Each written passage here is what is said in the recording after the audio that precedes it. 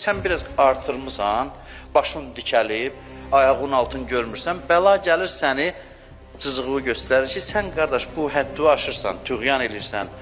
Və mən bunu dəfələrlə demişəm, Allah bizim başımızdan heç vaxt vurmur bizi alçaltsın. Başqaları vura bilər cızığımızı göstərə ki, alçaltmaq niyyəti ilə Allah belə eləmir. Allah görür ki, biz cızığımızı aşırıq və həddimizi keçirik və bədbəxtçiliyə, bəlaya, necə deyim, əzaba düçar oluruq. O zaman bəla verir ki, bizə cızığımızı göstərsin.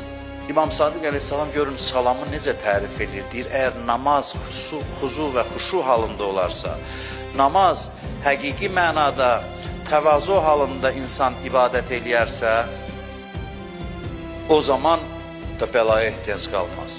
Çünki bəla gələcəkdir, məni təkəbbürü ürəyimdən çıxartsın, namazla mən bunu ürəyimdən çıxartdım. Namazın keyfiyyətinin aşağı olması bir çox bəlaları bizim üzərimizə gətirir. İbadətin fəlsəfəsi ilə bəlanın fəlsəfəsi təxminən eynidir.